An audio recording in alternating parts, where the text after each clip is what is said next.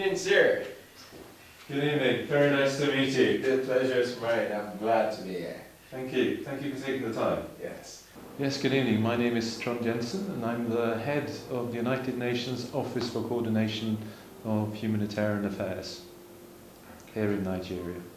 Thank you very much, Mr. Trond. I think you can pick it from either 10 years ago, or you can pick it up from 5 years ago, and you can even start for 2022. Yeah, so just let me explain very shortly what OCHA does. So we were established a little over 25 years ago to make sure that humanitarian action is as effective and impactful as it can be. So for instance, in the Bay States we have, I guess, close to 50 international NGOs, hundreds of national NGOs, 20 odd UN agencies. And our job is to coordinate the work to make sure that they work together towards common goals. And that means then making sure that everyone has the same understanding of what the humanitarian issues are. And that's where the humanitarian program cycle comes in. So what we do every year is that we do what we call the humanitarian needs overview, where we try then through assessments and other measures to figure out, who is in need, what do they need, what is the general context and situation that they are in, so that we can then design measures to make sure that people who are vulnerable, that they get the support that they need. So that's in a nutshell what we do in terms of coordination and planning. What we also do is that we also do information management. So information management is then collecting information and data that then relates to the humanitarian operation. And as you can see, the maps that we have on the wall, that's part of it. But we also then overlay these maps with needs, the severity of needs. We look at where we have humanitarian access. And we also then try to prioritize humanitarian action. So that's all part of the analysis that goes through the information management. What we also try to do is to make sure that all humanitarian partners, that they operate by the same principles. And that means that we also then develop policy. So that, for instance, when it comes to things like cash programming, which is an increasingly important part of humanitarian assistance, that they all operate to the same norms and guidelines to make sure that we do the same level of prioritization, we do the same levels of risk management, etc., to avoid fraud and diversion of assistance, etc. And then one of the other things that we do is advocacy, and that's where our colleague Anne comes in, who you met earlier. Yeah. Making sure that people have that vulnerable people who are affected by the crisis in the Bay States, that they have a voice, so that we can advocate for support for them, whether that's for funding, or whether that's for their protection, or other aspects which are important for their survival and well-being. The last thing we do, which comes back to one of the questions that you will ask me later, I think, yes, is then humanitarian financing. And by humanitarian financing, we mean then resource mobilization for the operation. That's one aspect of it. And then we also have a Nigeria Humanitarian Fund, which is then dedicated to provide assistance to people in the northeast that we, as OCHA, manage. In addition to that, we also have a Central Emergency Relief Fund, which is based in New York, which enables us to respond to rapidly evolving crises like flooding, like the flooding we had last year, like cholera outbreaks, that type of thing, as well as underfunded critical elements of the humanitarian response. So that's what we do in a nutshell. That's a whole lot. Thank you for that very detailed about what OCHA, UN-OCHA is all about. However, I also like the fact that you venture into mobilization, funding, and all that. Now, on field, there has been a lot of concerns from a lot of beneficiaries about how some of the humanitarian funds came to them, or issues around needs, and that's why, or misplaced needs, where many of them are expecting something, but they are getting something else. We interviewed some people at Buniyadi specifically, and some of the volunteers on the ground and residents have complaints around from them. Or now INGOs are giving because they think that the peace is restored and all that. Or beyond that, that they have a lot of needs that are not met yet.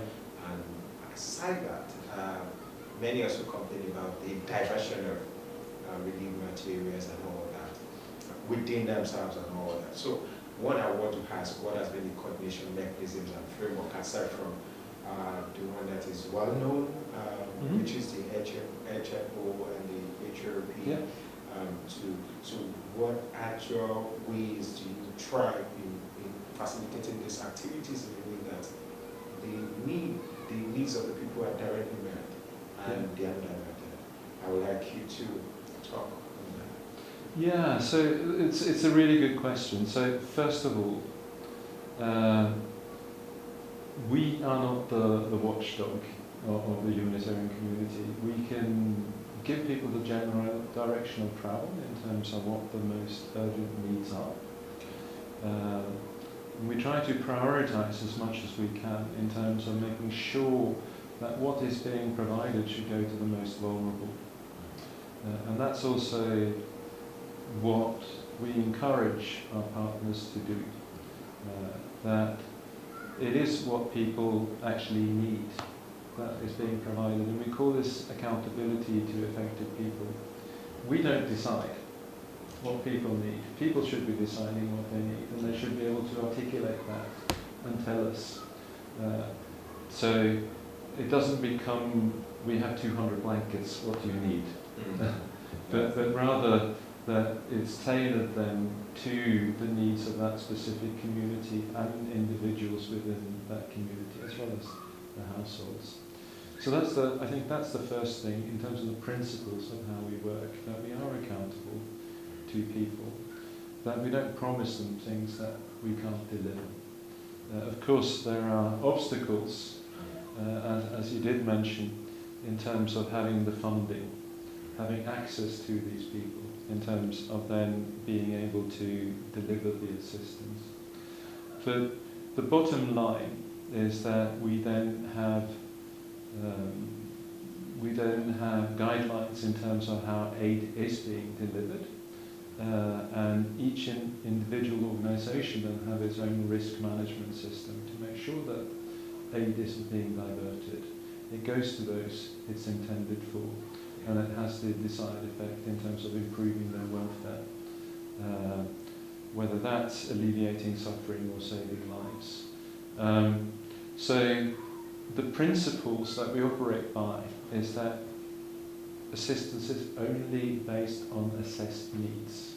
So regardless of politics, regardless of any economic interests, all these kinds of things, we also then operate independently. We are neutral, and